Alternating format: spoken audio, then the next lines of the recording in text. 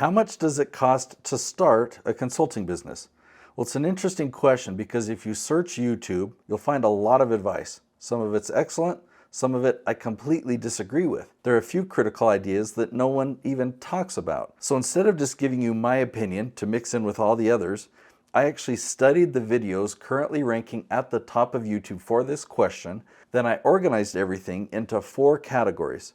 So first, the advice that I completely agree with. I'll go through that quickly. Second, the advice that I think is good advice, I just rarely talk about. Third, the areas where my approach is fundamentally different. And finally, the most important concepts that none of these videos even mention. So by the end of this episode, you'll not only have a much clearer picture of what it actually costs to start a consulting business, but you'll also know which investments are worth making now, which can wait, and which will make the biggest difference in whether your consulting business succeeds. Let's dive right in.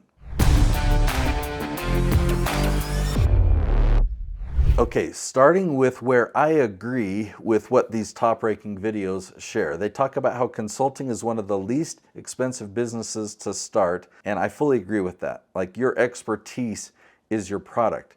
So you don't need an office initially. You can work from home. It's perfectly acceptable. It's very, very common. So you're able to keep your expenses low in the beginning. I also agree that more important than looking successful is your cash flow. You need to make sure that you're making money, and you do that by having conversations with people, not by spending a whole bunch of money making yourself look important or look the part. I also agree that reinvesting profits back into your business is going to be helpful in helping you succeed. And I agree that in the beginning, you should create a professional but simple presence online. Just keep things simple in the beginning. This will include buying a domain, having a professional email address. You should do some market research before you spend any money. And you should do all you can to resist making big investments early on. Don't make big purchases. Don't sign contracts for large investments of marketing or anything like that. And the last thing that I agree with is the most important thing that you need in your business is just to get that revenue coming in. Work on that. Focus on that. Focus on having conversations with people. Focus on your sales skills and focus on helping those clients so that they stay with you. Now, the next section is advice that I think is good that I just rarely talk about. So I do want to address that. I think these things are good. I'm just going to list them quickly and I'll let you know the costs and why I don't talk about it. But I also bring them up because a lot of people spend a lot of time in their videos talking about these things when I don't think it's the best use of your time for these videos, or at least my time, because I can give you a lot more value. So first one, they're going to tell you that you should register an LLC versus a partnership or something like that, that you need to do that early on. And yeah, I'll agree. Do an LLC. You can get legal help with that, but it's going to be really, really cheap. Don't hire an attorney. You can find resources online to create the LLC. Now, if you have specific needs, then obviously consult an attorney for that. They're also going to spend a lot of time talking about how important it is for you to open a separate business bank account. And yeah, I never think to talk about that, but that is critical. You got to keep your personal expenses and your business expenses separate. So go to your bank or go to your credit union, open up a separate business banking account. And something else I don't talk about, but you need to keep a budget. Track your expenses.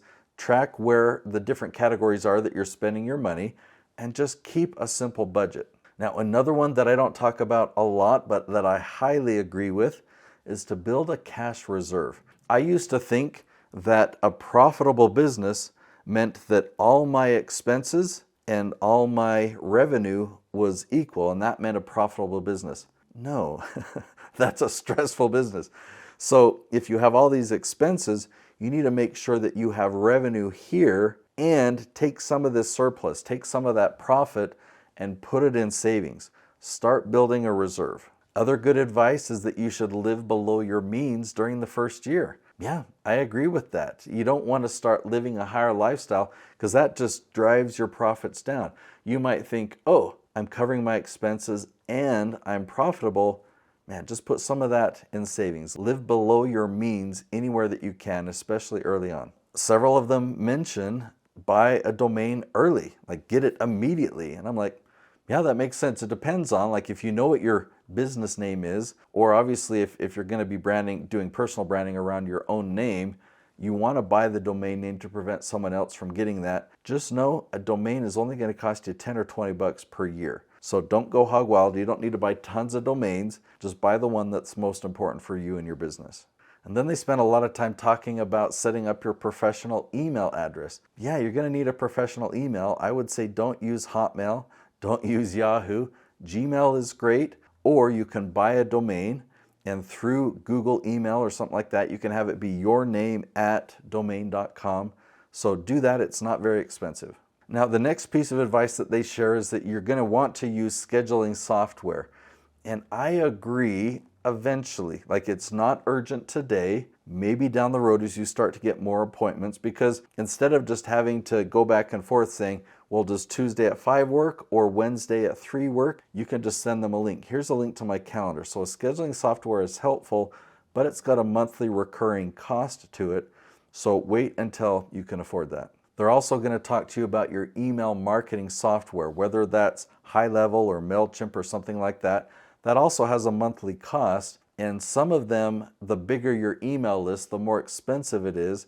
But if you've got Google email or the business version of Gmail, that's great to get the ball rolling and start to get the revenue coming in. And then as your list size starts to grow, that's when the email marketing software becomes more valuable. They all talk about the social media scheduling tools. I would say those aren't that important. I mean, social media is really good for nurturing, and I will need to qualify that I love helping experts market themselves to really grow a coaching business or grow a consulting business. When I talk against social media, it's because they're not the best tools of getting in front of new people who are actually looking for your help, who need your help right now. Social media is great for nurturing. So when these experts are talking about these social media scheduling tools, it's just about nurturing, and I think that there's a better strategy, and I talk a lot more about that on this channel. They also talk about get a ring light and basic recording equipment. Okay, yeah, you do want to start creating content, but I think it's funny that they talk about the gear versus what type of content you're going to create. And for some reason, they still all talk about business cards. You don't have to worry about business cards. You can skip that step. Okay, so now let's get into some big areas where they're sharing advice that my advice really differs, okay? And I think that the biggest cost is becoming a level 3 expert. So a level 1 expert means you have all the knowledge. Level 2 expert is you've applied it and you've achieved success. So you started here with your expertise and you started applying it and you succeeded, right? Now you're a level 2 expert. A level 3 expert is you can take somebody else by the hand and lead them to success.